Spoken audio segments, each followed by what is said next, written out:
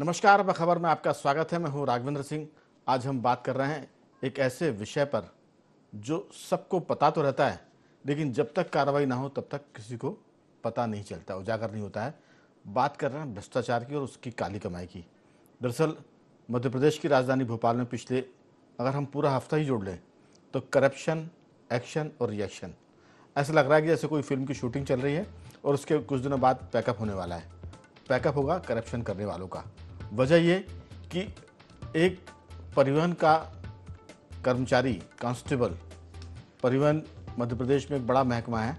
लोग जानते थे उसको बस के नाम से, लेकिन एमपीएसआरटीसी बंद हो गई है। लेकिन सड़क परिवहन के बाद परिवहन विभाग एक ऐसा जहां पैसों की बारिश होती है, और उसके कांस्टेबल सौरभ शर्मा एक ऐसे हैं जिन पर पैसों की बारिश कितनी हो रही इसका तो अंदाज़ा नहीं है, लेकिन उनकी गाड़ी से या उनके किसी खास कारिंदे की गाड़ी से 52 किलो सोना मिला है और लाखों नहीं करोड़ों रुपए मिले हैं। अभी उसकी और तलाश जारी है। 52 का मैं इसलिए कर रहा हूँ जिक्र क्योंकि ये एक तरह से इनकम टैक्स के रिकॉर्ड में दर्ज है कि 52 किलो सोना, लेकिन जब ये पकड़ा गया था तब 54 किलो सोने की बात भी आ रही थी। तो इस पर भी हम विस्तार से बात करेंगे कि आखिर भोपाल में राजेश शर्मा, त्रिशूल कंस्ट्रक्शन, यहाँ भी करोड़ों के रुपए बरामद हुए हैं, बेनामी संपत्ति मिली है और बड़े अफसर और नेताओं से उनके संपर्क हैं। इस पूरे मुद्दे पर विस्तार से बात करें उसके पहले सुनते हैं मध्य प्रदेश के मुख्यमंत्री डॉक्टर मोहन यादव क्या कहते हैं, प्रदेश कांग्रेस के अध्यक्ष जीतू पटवारी का इसमें क्या कहना है। इसके साथ लोकायुक्त के डीजी जो इस पूरे मामले में हीरो हैं, उनका क्या कहना है, क्योंकि उनकी टीम ने इस पूरे मामले में बड़ी कार्रवाई करने का काम किया था, लेकिन ये एक तरह से चला गया है, खाते में गया है इनकम टैक्स डिपार्टमेंट के। तो देखते हैं कि जयदीप प्रसाद, डीजी लोकायुक्त क्या कहते हैं।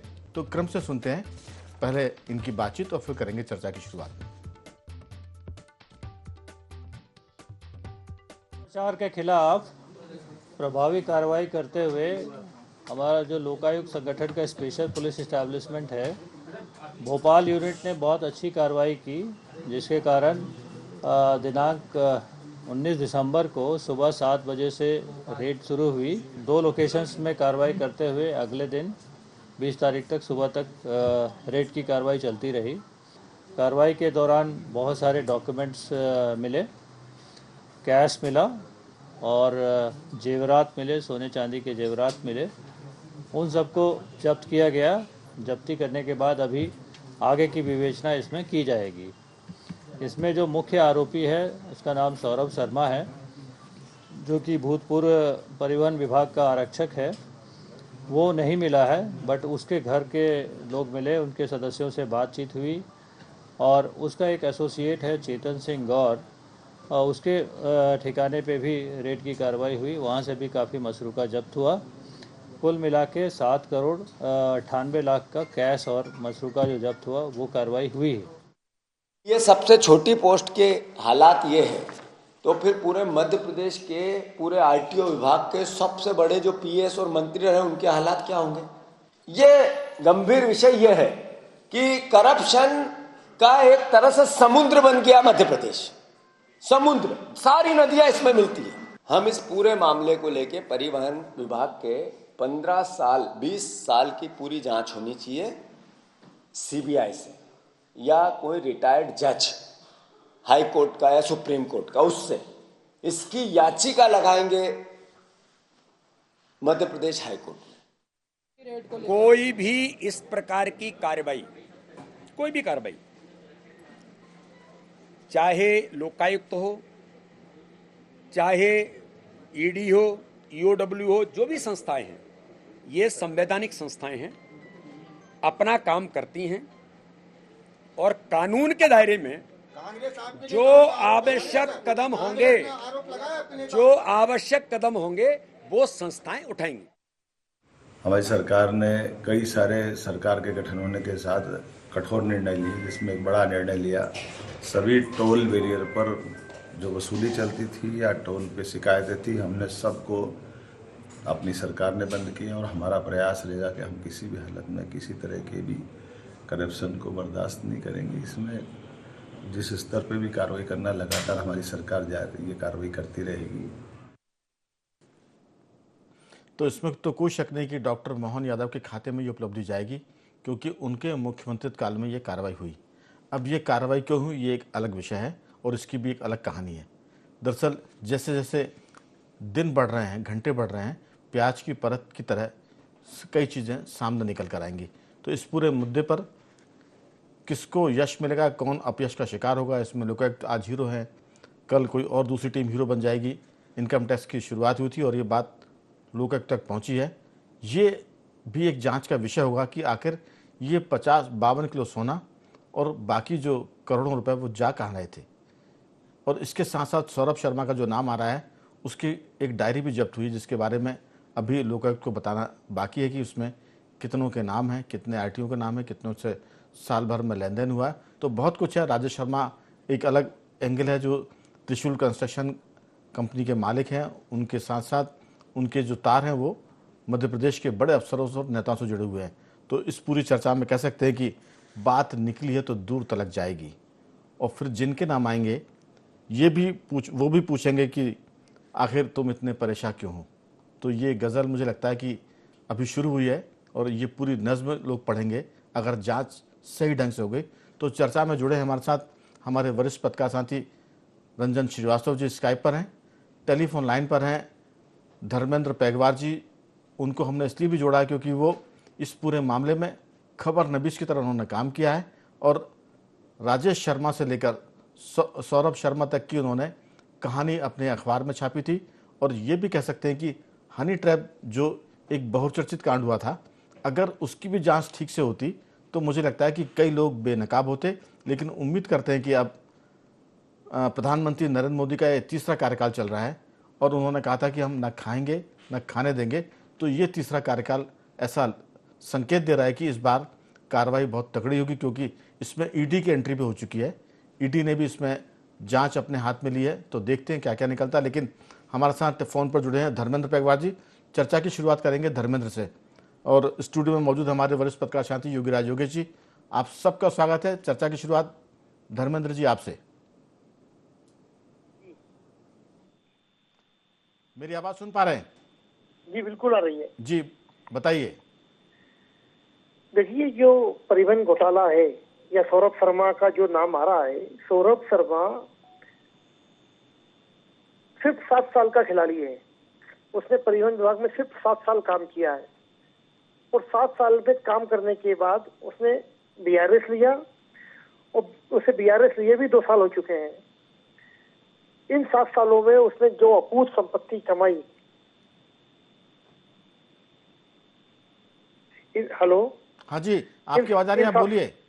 इन 7 सालों में उसने जो संपत्ति कमाई या जो संपत्ति सामने आई, मेरे जो सूत्र कहते हैं कि ये जो सब कुछ सामने आया है ये सिर्फ 10% है, क्योंकि पिछले 3-4 सालों से वो लगातार जो बैरियर थे, जो मध्य प्रदेश में 30-40 बैरियर हैं परिवहन विभाग के, उन बैरियरों को इंस्पेक्टरों को तैनात करवाने के बाद ये सौरभ शर्मा खुद ठेके पर लेता था और उसकी एक प्राइवेट टीम इन बैरियरों पर उगाई करती थी और वो कई 100 करोड़ रुपए होते थे जो गाड़ियों में भरकर ये मध्य प्रदेश में तमाम जगहों पर पहुंचाते थे।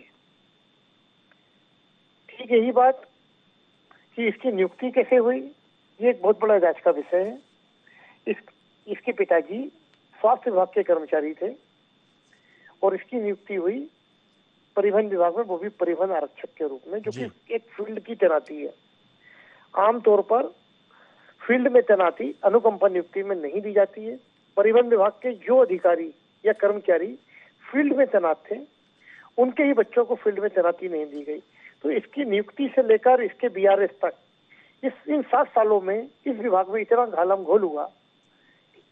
जब इसके खिलाफ लोकायुक्त में, इसके खिलाफ ईओडब्ल्यू में शिकायतें लंबित थी, तब इसको बीआरएस दे दिया गया, जबकि ये नियम है कि यदि कोई किसी की जांच लंबित है तो उसको बीआरएस नहीं दिया जाएगा। आनंद फानंद में इसकी जांचें निपटाई गई, क्योंकि इनकम टैक्स के पास भी इसकी शिकायत पहले से थी और मध्य प्रदेश की जांच एजेंसियों के पास भी इसकी शिकायत थी। तो ये बात साबित करती है कि सौरभ शर्मा भले ही बहुत एक कम उम्र का लड़का हो जिसने सिर्फ 7 साल नौकरी की हो, लेकिन इस पर बहुत मध्य प्रदेश के रसूखदार लोगों का बर्दाश्त था, इस पर हाथ था, इस पर संरक्षण था। और यही बात है कि मध्य प्रदेश में भोपाल में शाहपुरा जैसी कॉलोनी में सरकारी जमीन पर, पार्क की जमीन पर वो एक जयपुरिया स्कूल बना रहा था। और तमाम शिकायतों के बाद नगर निगम और टाउन एंड कंट्री प्लानिंग जैसी संस्थाओं ने उसको बिल्डिंग परमिशन दी हुई थी स्कूल बनाने की। तो इसका अंदाजा लगाया जा सकता है कि उस पर कितने बड़े लोगों का हाथ होगा। धर्मेंद्र दूसरी जी, बात राजेश दरअसल शर्मा की, 52 किलो सोना अगर किसी की गाड़ी से जब्त हो रहा है और करोड़ों रुपए उसकी गिनती के लिए मशीन लग रही है, तो अंदाजा तो लग ही जाता है कि वो कितना महाबली होगा। जी, जिसमें जो बड़े से बड़ा व्यापारी हो, जो खुदरा व्यापारी हो, जिसके पास लाखों रुपए रोज आते हो, कोई बड़ा शोरूम हो जिसका, कोई ज्वेलर्स हो, कोई कपड़े की दुकान हो, कोई दूसरा व्यापारी हो, बर्तन व्यापारी हो, उसके घर में भी नोट गिनने की 6 मशीन नहीं होंगी। शराब कारोबारी हो सकते हैं, लेकिन शराब कारोबारी के पास एक ही ठिकाने पर नोट गिनने की 6 मशीनें। तो आप अंदाजा लगा सकते हैं कि एक बार में इनके पास कितना पैसा आता होगा, या एक दिन में कितना पैसा आता होगा। ये जो 10 करोड़ रुपए गाड़ी से, 52 किलो सोना, 200 किलो से ज्यादा चांदी, और घर से लगभग, घर और ऑफिस से मिला के 2 करोड़ 85 लाख, ये पैसे तब मिले हैं जब जून 2024 से सौरभ शर्मा के पास कोई ठेका नहीं है। मतलब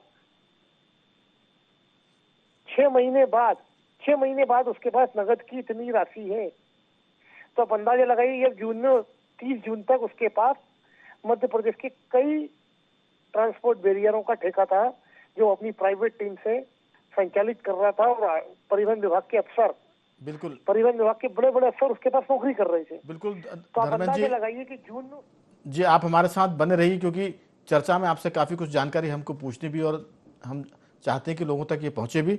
लेकिन जो आपने आंकड़ा बताया, खबर तो ये भी है कि पिछले एक हफ्ते के भीतर लगभग 200 करोड़ रुपए यहाँ से निकल गया है। अब ये किस्से कहानियाँ हैं कि सच है, ये तो जांच में पता चलेगा। लेकिन जो आपने बताया उसके हिसाब से कि 6 महीने के बाद तक उसके पास 52 किलो सोना, इसमें भी लोचा है।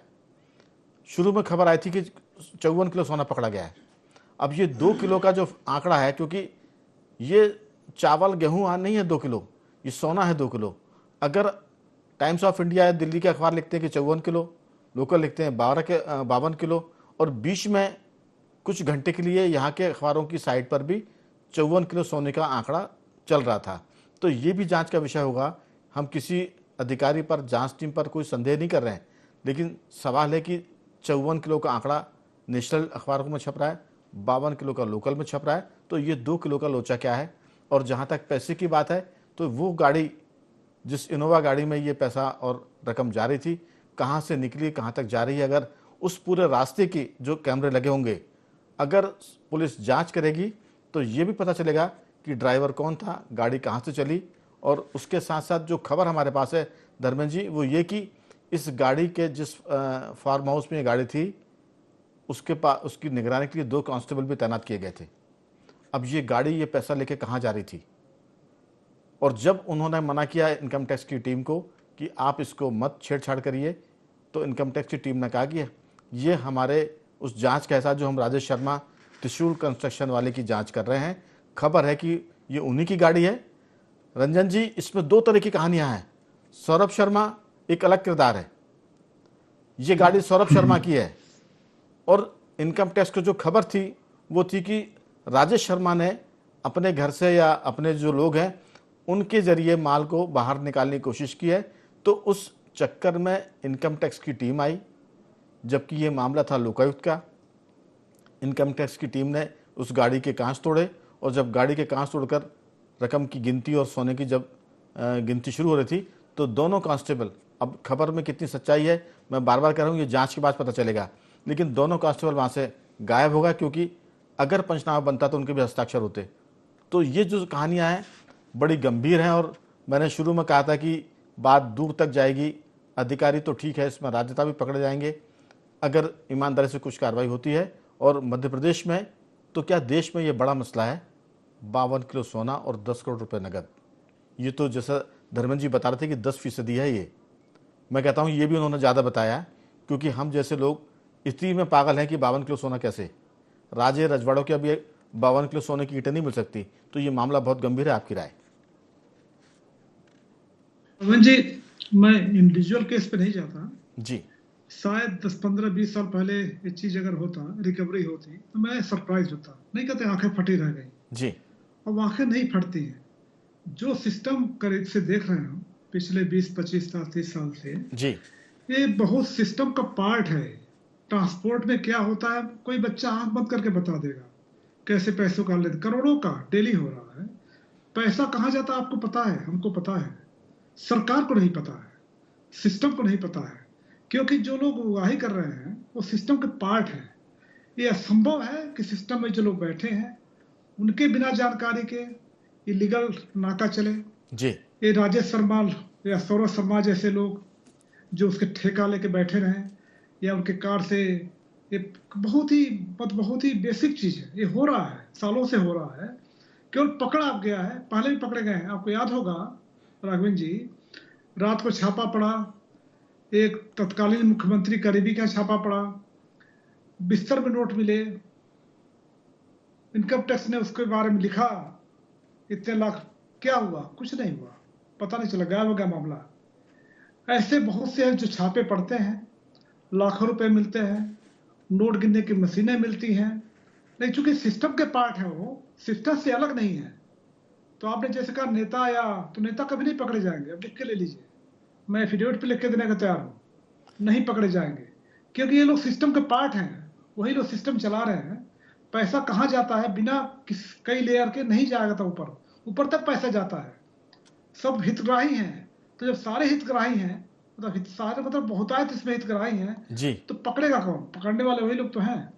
जैसे आपने शुरू में कहा कि छापा क्यों पड़ा, मामला यह है कि छापा पड़ कैसे गया, कौन हितग्राही नहीं था जिसने छापा पड़वा दिया, या कैसे, या ऊपर से कोई मैसेज आया, कुछ हुआ। तो सरप्राइजिंग है छापा पड़ा कैसे। नहीं तो अगर जो अपर लेख है उसमें कॉलोनी खड़ी की जा रही है, कोई सीएस का करीबी है, सीएस अपना उससे जमीन लेते हैं, ये कोई भी सरप्राइजिंग नहीं है। परिवहन में, एक्साइज में, रजिस्ट्री में रोज लाखों का खेल हो रहा है, कहीं भी सरप्राइजिंग नहीं है। सरप्राइजिंग है छापा कैसे पड़ा, मैं इसी सरप्राइज हूँ। बिल्कुल तो मुझे कोई दिक्कत नहीं है जी। मेरी आंखें नहीं फट रही हैं, और ये सिस्टम ऐसे चलता रहेगा राघवन जी। कोई दुख की बातें हैं कि सरकार जो आई भाजपा की, कांग्रेस में करप्शन के नाम पे आई थी, कांग्रेस करप्ट थी, वो करप्शन हटाने के नाम पे आई थी। अब मैं जब 20 साल में देख रहा हूँ करप्शन दिन दूना रात चौगुना बढ़ा है, बल्लभ भवन भी छूता नहीं है, बड़े बड़े अधिकारी सबके नाक के नीचे करप्शन हो रहा है। और मैं फिर कह रहा हूँ, ये जो लोग पकड़े जा रहे हैं वो सिस्टम के पार्ट हैं, उनका कुछ नहीं होना है, ऊपर के लोग भी नहीं पकड़े जाएंगे। लेकिन रंजन जी, इस बात की क्रेडिट तो देनी पड़ेगी डॉक्टर मोहन यादव को कि उनके मुख्यमंत्री बनने के बाद साल भर के भीतर एक ये बड़ी कार्रवाई हुई है। इसमें कोई शक नहीं, करप्शन था, इसमें भी शक नहीं, करप्शन आगे भी होगा, इसमें भी हमको कोई दो राय नहीं है। लेकिन अगर ये पकड़े जा रहे हैं तो इसमें हम बहुत सारी आलोचना कर रहे हैं, सरकार की भी कर रहे हैं, सिस्टम की भी कर रहे हैं, लेकिन इसी सिस्टम ने तो पकड़ा है। और ये ऐसा नहीं है कि एक आध दो तोले चांदी या सोना पकड़ लिया, हो आधा कुंटल से ऊपर सोना पकड़ा गया है, 11-12 करोड़ रुपए नगद जब्त किए गए हैं, 236 किलो चांदी पकड़ी गई है। तो तमाम आलोचनाओं के बावजूद हमें इस बात के लिए ज़रूर उस टीम की प्रशंसा करनी चाहिए, लोकायुक्त की प्रशंसा करनी चाहिए। जो हो रहा है हम उसकी बात कर रहे हैं, आगे जो चीज़ उजागर होगी हम उसकी बात फिर करेंगे। लेकिन अभी तो मैं योगीराज जी, इसका पूरा श्रेय, क्योंकि अगर टीम अच्छा काम करती है तो कप्तान को श्रेय जाता है, खराब करती है तो फिर कप्तान को ताली के बाद गालियां भी मिलती है। तो अभी तो डॉक्टर मोहन यादव को उसका श्रेय, क्योंकि लोकायुक्त तो उनके अंडर में काम करता है। लेकिन जो इनकम टैक्स की टीम आई थी उसकी भी हम तारीफ करेंगे कि उसने 52 किलो सोना और करोड़ों रुपए सामने देखने के बाद भी कोई नीयत उनकी खराब नहीं हुई। नहीं तो हम जानते हैं कि धर्मेंद्र जी अच्छे से जानते हैं, रंजन जी आपको भी पता होगा कि जब पुलिस जुआ पकड़ती है 1 लाख रुपए का तो 80,000 लिखवाते हैं, 20,000 रुपये नहीं लिखवाते। अगर सट्टा पकड़ते हैं 2 लाख रुपए का तो 1.5 लाख रुपए लिखाए जाते हैं, 50,000। तो ये जो सारा मामला है कि 54 किलो सोना था, हो सकता है कि गिनती में गड़बड़ी हो, 52 किलो आ गया। जांच में अगर बारीकी से जांच हुई और उसमें कुछ घपला निकला तो वो भी एक बड़ी बात होगी। लेकिन अभी तो ये जो सारा मामला है राजेश शर्मा और सौरभ शर्मा, उसके पहले जो बात हुई थी उसमें भी इसी तरह की बात थी जिसका जिक्र किया, पूर्व मुख्यमंत्री के पीए के यहाँ छापा पड़ा था, कांग्रेस के पूर्व मुख्यमंत्री थे जो रंजन जी ने जिक्र किया। अभी तो ये है कि 150 से बेनामी ज़्यादा संपत्ति का खुलासा राजेश शर्मा के यहाँ आईटी की रेड में पड़ा हुआ है। 52 स्थानों से पर उनके 5 दिन तक आयकर की टीम ने जांच पड़ताल की और योगीराज जी वही टीम जो जांच पड़ताल करी थी 5 दिन से राजेश शर्मा के मामले में, उसी को खबर मिली थी कि राजेश शर्मा की एक गाड़ी है जिसमें सोना और नकदी जा रहे हैं। ये इत्तेफाक था कि राजेश शर्मा की गाड़ी पकड़ने वो आए थे और गाड़ी निकल गई सौरभ शर्मा की। और ये जो खेल है ये जांच के बाद बहुत सारी इसमें जादूगरी निकलेंगी। आपकी राय? देखिए राघवेंद्र जी, इसमें कई सारी पॉइंट हैं और कोई बड़ी महत्वपूर्ण चीज़ें हैं। अब एक तो ये कि सौरभ शर्मा को क्या पहले से जानकारी थी कि ऐसा होने वाला, और वो 2 दिन पहले भारत से भाग गए, दुबई चले गए, तो ये कैसे पॉसिबल हुआ? यानी कहीं ना कहीं उनको आने वाले घटनाक्रमों की खबर थी। एक बात तो ये। दूसरी बात जो रंजन जी ने कहा कि ये कैसे पड़ गया है, वो कौन थे, उसका थोड़ा सा टिप्स मैं आपको दूं जी। एक कहानी इसमें यह भी आ रही कि एक पूर्व मंत्री जो भाजपा के मंत्री थे, फिर कांग्रेस में चले गए और हाल ही में उनकी बीजेपी में वापसी हुई। उन्होंने एक बड़ा खुलासा किया और उन्होंने कहा कि ये जो सारा मामला है, उन्होंने 1 साल पहले 6 महीने 1 साल पहले एक शिकायत दर्ज की थी और वो शिकायत भेजी थी पीएमओ में और प्रेसिडेंट के यहाँ भी, और वो शिकायत थी भोपाल तालाब को लेकर। अब आश्चर्य लगेगा कि तालाब से इसका क्या कनेक्शन है। तालाब के पास ये जो कॉलोनी कट रही है जिसमें ये राजेश शर्मा मुख्य किरदार है, त्रिशूल कंस्ट्रक्शन, त्रिशूल कंस्ट्रक्शन जी, उस तालाब के आसपास जो लोगों के मकान है, चौक जाएंगे, उनमें जो बार बार नाम आ रहा है पूर्व चीफ सेक्रेटरी का, उनकी ज़मीन थी वहाँ। कई बड़े बड़े आलीशान बंगले वहाँ बने हुए हैं। और महत्वपूर्ण बात है कि स्पष्ट निर्देश आदेश हैं कि कैचमेंट एरिया तालाब के 500 मीटर दूर तक कोई कंस्ट्रक्शन नहीं होगा। लेकिन वो जो कॉलोनी कटी वो 300 मीटर तो अंदर घुस गए उसमें। और दूसरी बार एक साधारण से मकान बनाने के लिए छोटी सी परमिशन लेने के लिए चक्कर पसीने निकल आते हैं लोगों के, और इनको उस कॉलोनी में कई आवश्यक परमिशन ही नहीं ली उन लोगों ने, और कॉलोनी काट दी गई। और उसमें 20-25 प्लॉट तो नहीं के थे राजेश शर्मा के, जो इन्होंने बड़े बड़े ऊंची दामों में फिर परमिशन लेके और आईएएस और आईपीएस को बेचे जी। ये जब मामला वहां पहुंचा ऊपर, शिकायत इसकी हुई, तो तब वहां से कुछ टिप्स मिला और तब ये छापे पड़े। ये ऐसी खबर है। बिल्कुल। तो मैं बार बार इस बात का जिक्र कर रहा हूं कि प्रधानमंत्री नरेंद्र मोदी का ये कार्यकाल 3, इसमें ऐसे कई चौंकाने वाली खबरें आ सकती हैं। हम तो चूंकि करप्शन के खिलाफ इस पूरे मामले को एक सुखद संकेत मान रहे हैं कि कुछ भी हो, आखिर ये मामला तो सामने आया और दिल्ली से ईडी भी इसमें एंटर कर गए। माने ये जो प्रवर्तन निदेशालय है, इसकी एंट्री भी बताती है कि केंद्र सरकार इस मामले में गंभीर है। अभी तक जो हुआ था वो अपनी जगह था, लेकिन अब जो धर्मेंद्र जी जांच पड़ताल शुरू हो रही है, मामला इनकम टैक्स का है और इनकम टैक्स की टीम तो दिल्ली के निर्देश पर ही काम करती है। उसने राजेश शर्मा के यहाँ छापे डाले, 150 जगह तलाशी, 52 जगह तलाशी हुई, 150 बेनामी संपत्ति मिली, और उसी झटके में ये जो सौरभ शर्मा महाशय पकड़ में आ गए हैं, उनकी वो तो नहीं आया, लेकिन जो उनकी गाड़ी थी जिसमें पैसे निकले हैं, ये कहीं ना कहीं कहानी को बताता है कि इसमें कोई बहुत ही वैसा ट्विस्ट आने वाला है जिस पर सब चौंकेंगे। आपकी राय?